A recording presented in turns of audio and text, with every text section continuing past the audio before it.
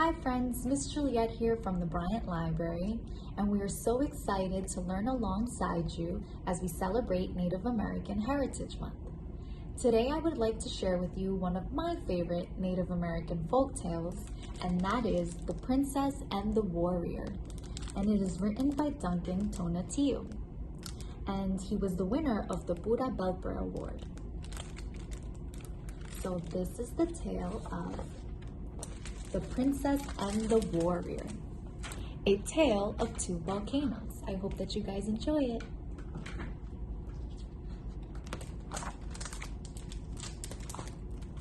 Once upon a time, there lived a kind and beautiful princess named Itza. Even though she was the daughter of an emperor, she loved to spend time with the people who grew corn on the milpas. She liked to teach them poetry or flor y canto.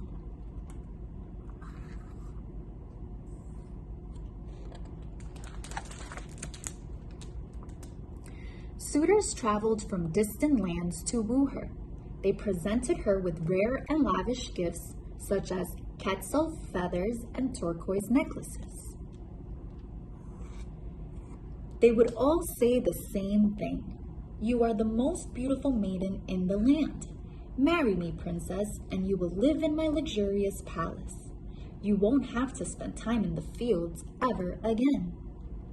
"No, thank you," Itza would reply. She was not interested in any of the suitors or their gifts.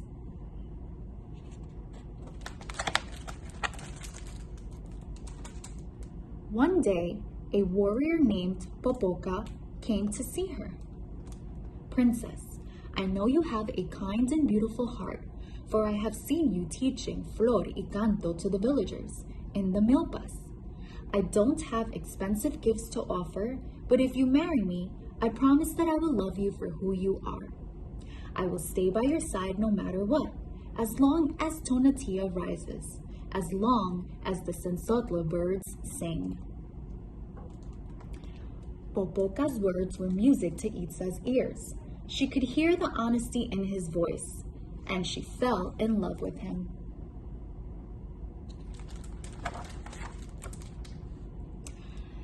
The emperor did not want his daughter to marry a mere soldier. He wanted her to marry a wealthy and powerful Tlotani, a ruler. But he knew that Popoca was the best and bravest warrior in the kingdom.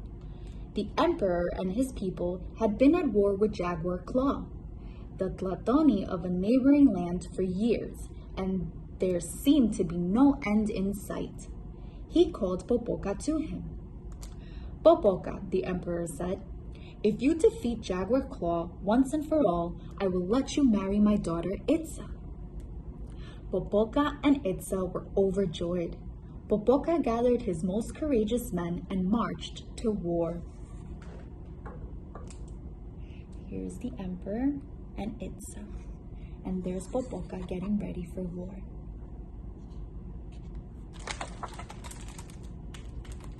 Popoca fought numerous battles. He and his men were injured and almost defeated many times. But when the end seemed near, Popoca would always think of Itza waiting for his return. He would defend himself with his chimali, attack with his maquahitil, and inspire his men to fight with even more courage than before.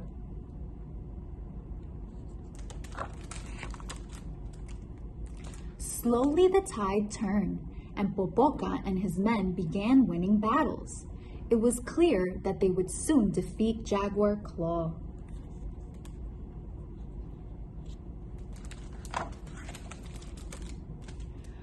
Realizing this, Jaguar Claw devised a plan to steal from Popoca what the warrior cherished most.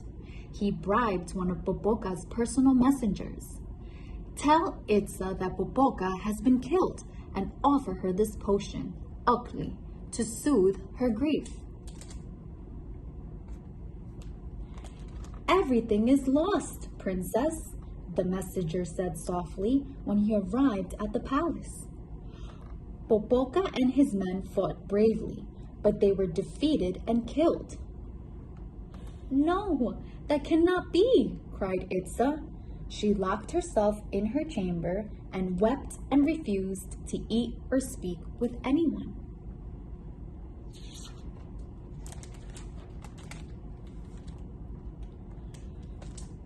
That night, the messenger came to her room.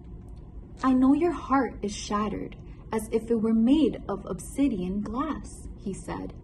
"But take this drink, princess. It will help ease your grief." Itza took the potion and drank it all. Lying down on her pebble, she fell into a deep sleep.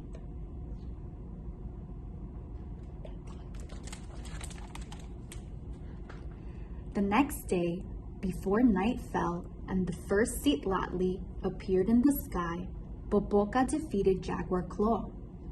Unaware of the lies the messenger had told, the great warrior and his troops marched back to the palace in triumph, ready to share the good news with the princess and the emperor. They won the wars. But when they arrived, they were met with disbelief.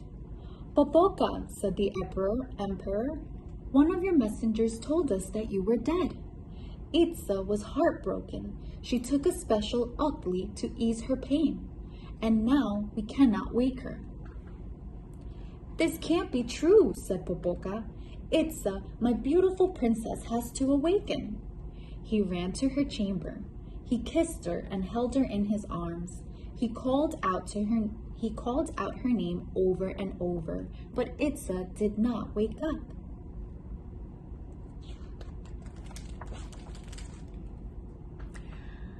"Cool air will surely revive her," Boboka told the emperor.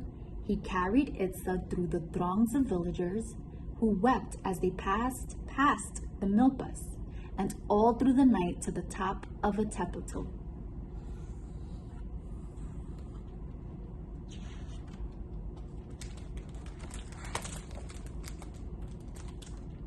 He laid her on a soctol bed. He knelt down beside her. The cool mountain air soon turned to snow, but still the princess did not wake up.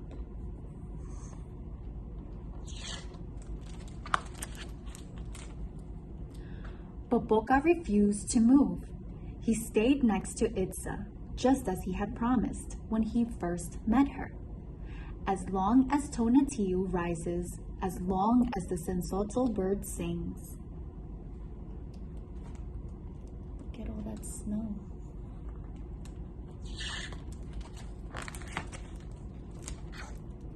In time, where once there was a princess with her true love by her side, two volcanoes emerged.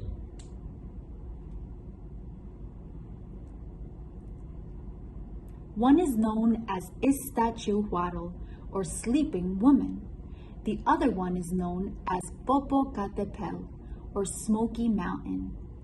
Iztaccíhuatl continues to sleep, but Popocatépetl spews ashes and smoke from time to time as if attempting to wake his sleeping princess.